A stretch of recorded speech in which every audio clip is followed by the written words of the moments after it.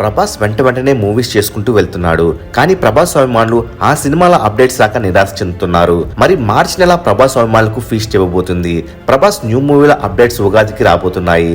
మొదటి అప్డేట్ ఏంటంటే రాజాసాబ్ నుండి న్యూ రిలీజ్ డేట్ అలానే టీజర్ రిలీజ్ అయ్యే అవకాశాలు ఉన్నాయి. మరి రాజాసాబ్ అక్టోబర్ 2న రిలీజ్ చేయాలనే ప్లాన్ లో మేకర్స్ ఉన్నారు. ఇక Prabhas most anticipated movie spirit ఈ ఉగాదికి ఓపెనింగ్ పూజ ఉండబోతుందట.